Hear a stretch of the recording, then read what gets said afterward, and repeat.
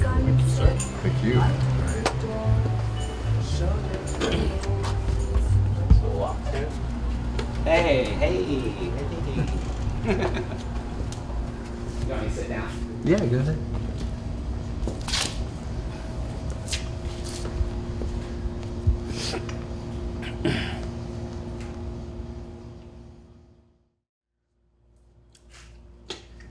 So, how did you all meet and form the band?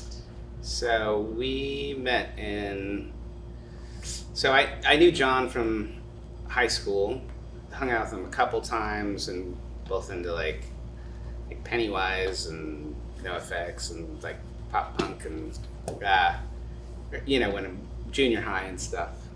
How did you all meet and form the band? So yeah, it was in 2003.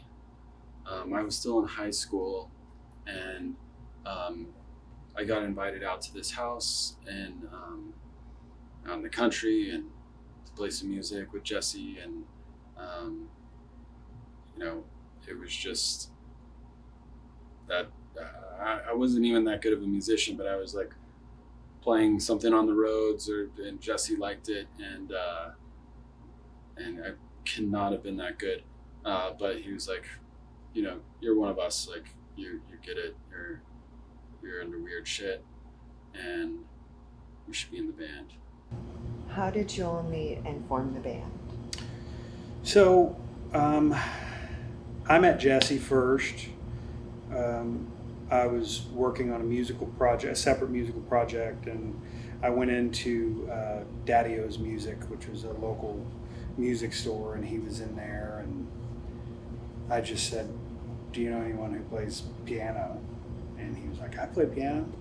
And I said, do you know anyone who plays cello? And he goes, yeah, I have a cellist. And so that day I was like, can you come over at 5? He was like, yeah, I'll be there at 5. We worked that day, and I was like, wow, they're good.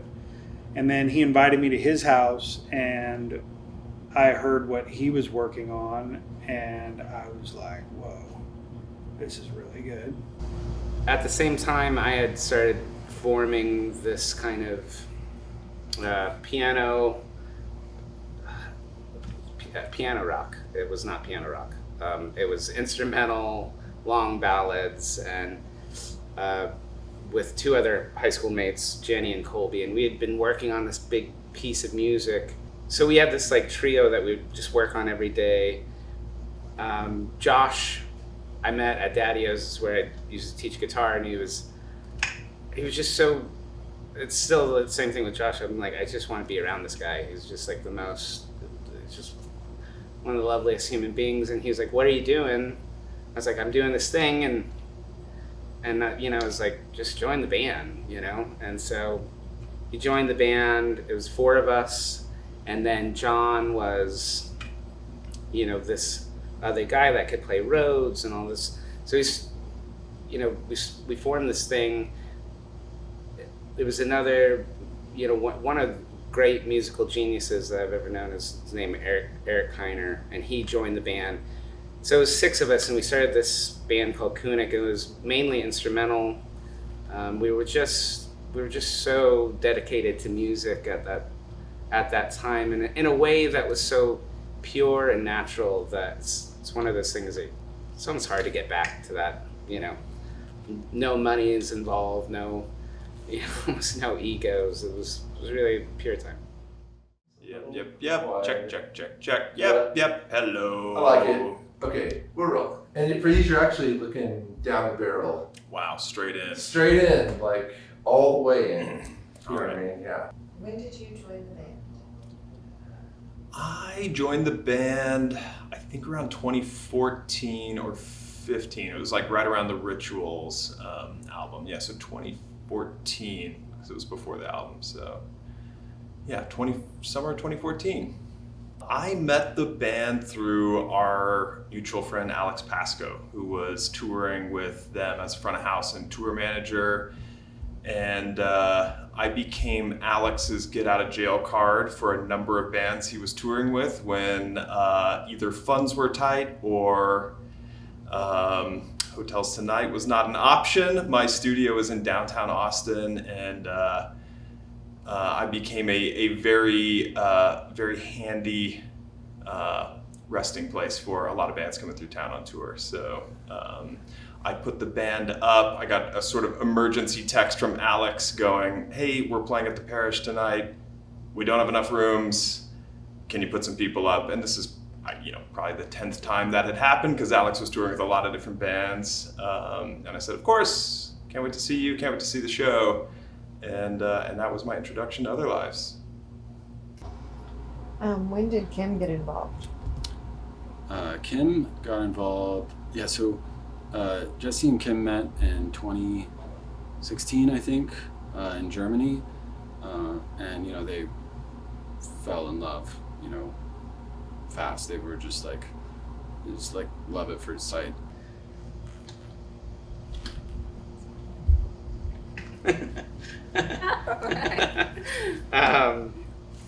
And I think it was like the second night that we were together, she was like, "Oh, I want to sing you a song," and I had no idea. And I broke out the guitar and started singing the song. I was like, "Oh my God!"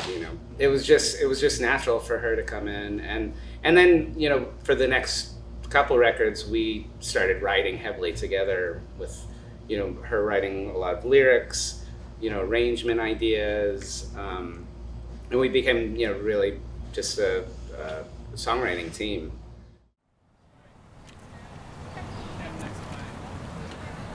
Kim.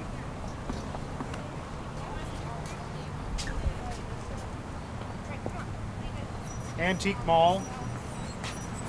Yeah. I mean, come on. Classic Stillwater spot. Classic Stillwater spot. We get.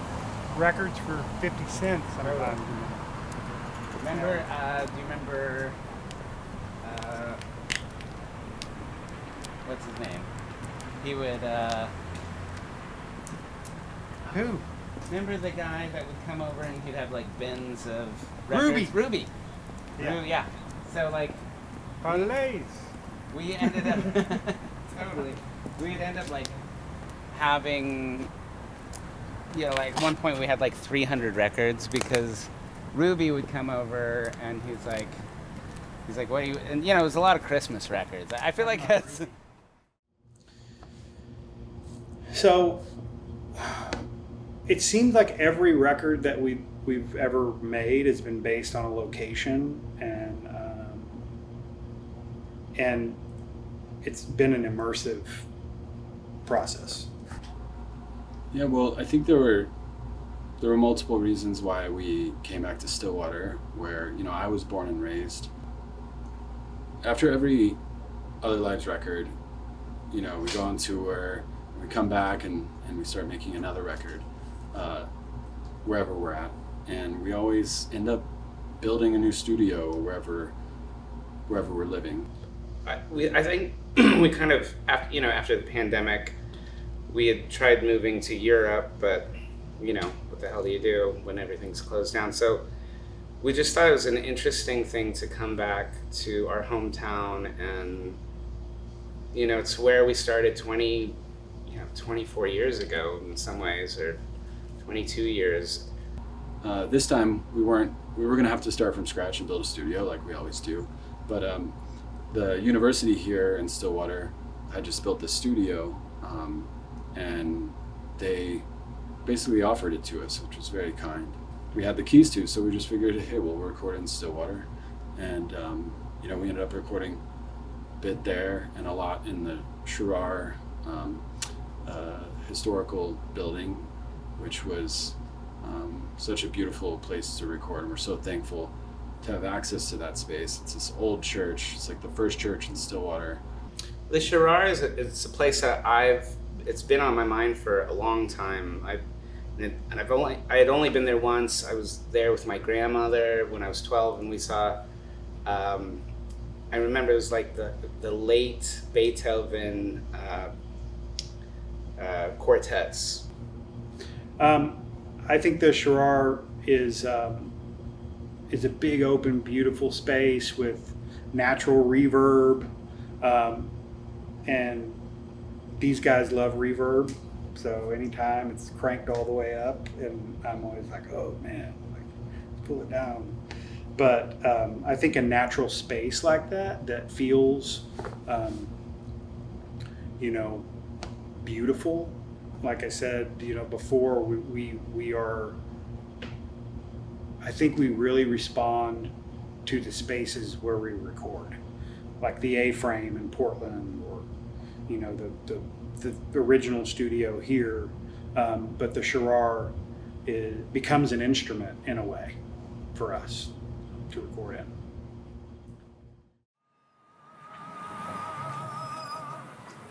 You can open it up for us. That's Stillwater hospitality. He's like, yeah, remember?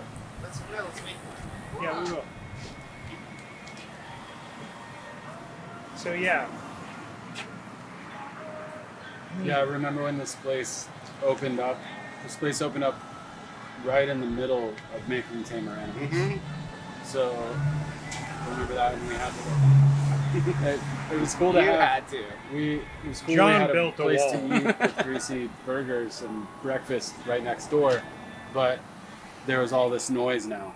That while Yeah. we were in the throes of like the last stretch of recording Yeah, Tamer that's Animals, right. so it was like we just had to figure out how to make that sound go away. Sure, yeah, clinking of, And figure it out. But like, So John built a double wall, a soundproof wall himself, pretty much. I think we No, all you kinda helped did. a little bit. I don't think I had You any didn't- part of You it. didn't help. Well, we because swung I the was hammer once. like, oh, we don't need it. The clanks will be really, sound design. Yeah. Cool. Yes. Cool, Jesse. Found sounds. Thank you so much. What are you guys using it for now? Storage? Right now it's storage. We just opened up our second diner, second location here in Stillwater. It's over on, it's over on Crooked Road, right up in that plaza where that Walmart is. Yeah. And so we use it as storage space now. Our other diner is also small and has little storage, so they also watch that. They also don't have the storage space for that. Oh, it still has the same. It still has the same smell. But yeah, nothing's really changed from it. Yeah. There's the wall. They put a door in. That's still there. We like to, every time we have a little meeting in here, we like to visit with it. That's cool that you guys put in a door. Yeah, so I built this wall. Great. And not to cut, but maybe, do we need to have a little context? Like, oh, this is where Tamer Animals was. Yeah. We kind of, yeah. So I just did it. So this is where Tamer Animals was recorded. 2010, I think, is when we started. We got this space. Here in 2008. This is where. And Some of us lived here off and on. Yeah, I lived here. My other. Yeah. We had a little bed over there, and But there was a bathroom. Yeah, No shower. I showered at the gym. We just Yeah, started, yeah. like I said, our plans were Friends' to places. use it for renovations, storage, and more like an employee space Totally. back here. So that's kind of the goal for this. Well, it's awesome to see it, man. Well, I Geez, appreciate it. Thank you, sir. Thank you very much. It's I awesome. appreciate y'all for sharing this knowledge and Yeah. letting me know the history of it. yeah, absolutely. I've always kind of wondered what it was back here. Yeah, so this record, we kind of went into it with the goal of not overthinking it. In the sense that making records for other lives is always pretty laborious, you know. We're not a band, like, we're not the Wrecking Crew. We don't go into a studio with songs and work it out with, you know, the five of us or whoever's in the band at that time, and cut it, you know. It's a recording project where we layer one thing at a time, and to find the right aesthetic, the right soundscape, and usually that doesn't include your traditional, or doesn't necessarily, the foundation isn't made up of your typical band elements of drums, bass, guitar. You know, we like to incorporate a lot of orchestral elements, not as an addition, but as a part of the foundation. And we've never been able to afford big orchestra or anything to record with, so we end up just layering one element at a time, one violin, one horn, one timpani, and then keep layering until it feels right to us. And this going into this record, we decided we're not going to overthink it.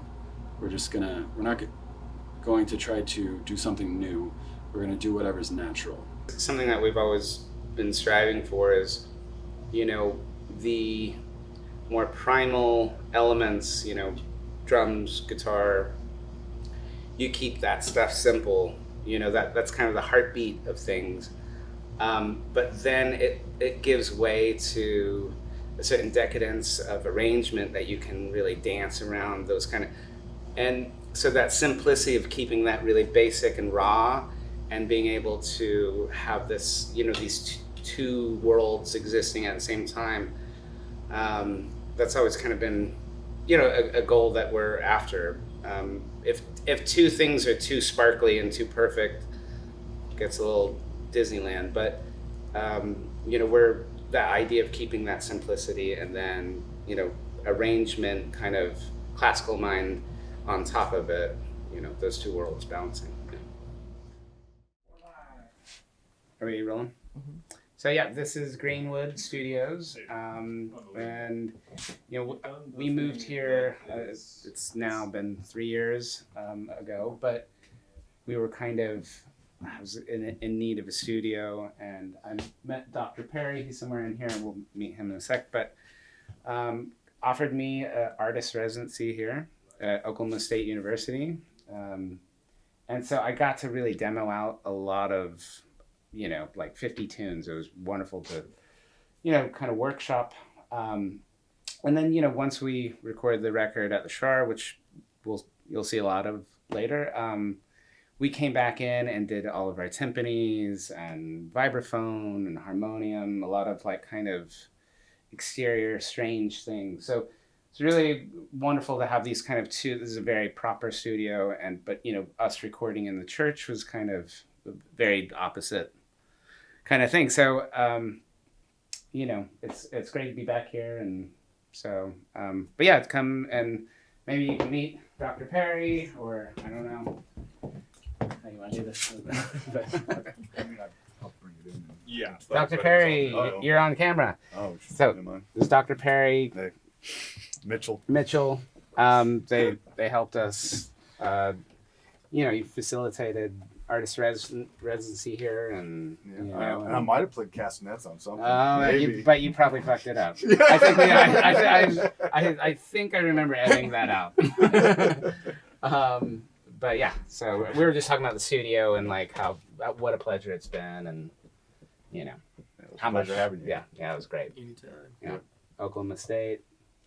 What's best studio of 2022? A little shout out. What was it? No, Billboard named us one of the top music business goals for the last 4 years, Okay. including this year.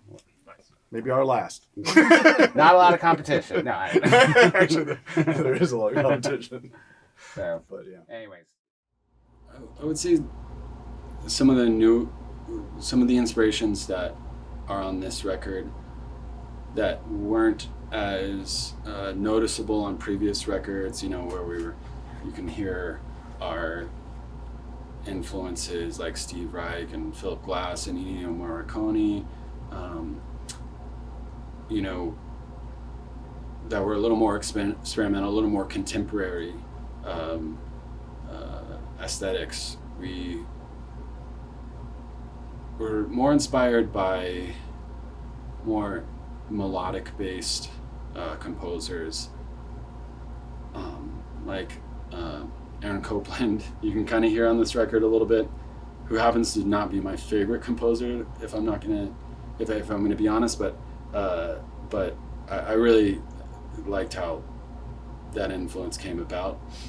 And this record, another one that maybe you don't hear as much on previous records that I believe you can hear more, is one of my favorite composers, Arvo Part, who is a very spiritual and very reverent.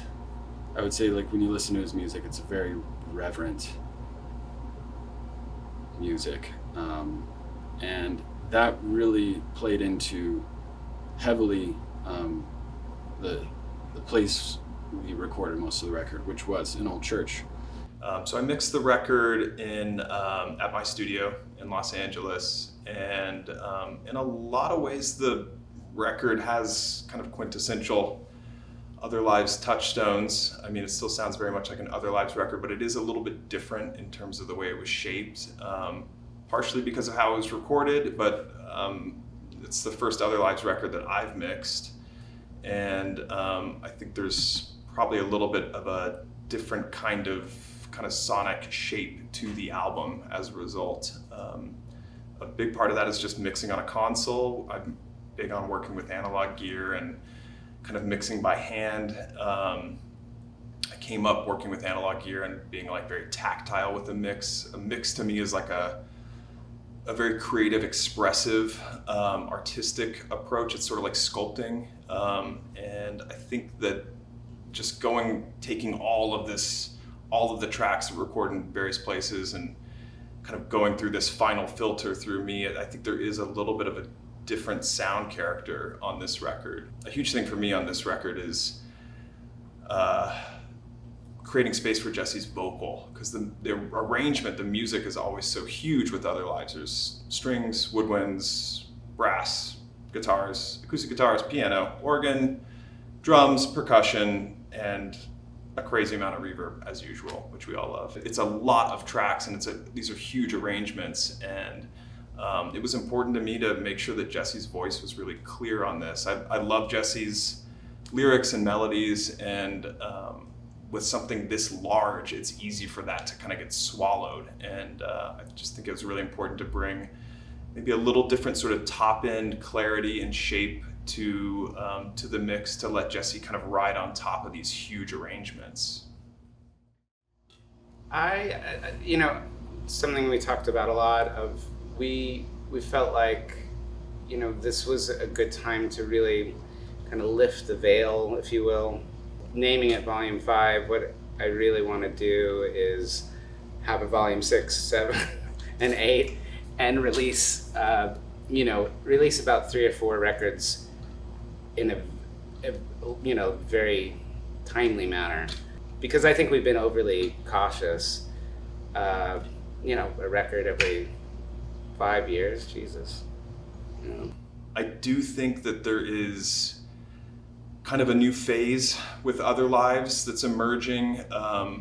The band has always taken a long time making records and really poured a lot of energy and heart and effort and really refined and revised. And it seems like right now there's sort of a creative surge happening within the band, that material is pouring out, and the plan is to start putting a lot more records out and much quicker. And I'm excited for that. And I think we've done the version of kind of making these highly constructed, detailed records, and I think it'll be fun to kind of be a little bit more abstract impressionist with this and sort of sketch and throw it into the wind and put more records out quicker.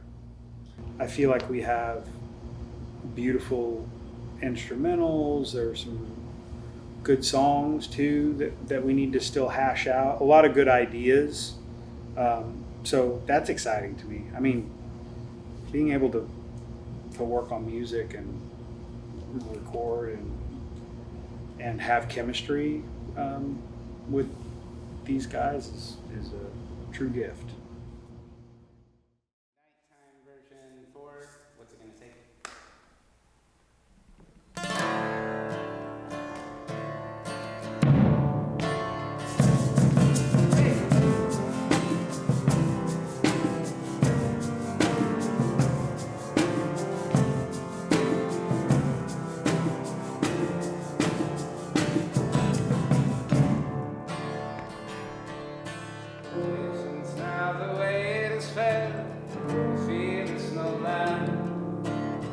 Whatever takes, one step, day at a time. See, got eyes in the back head.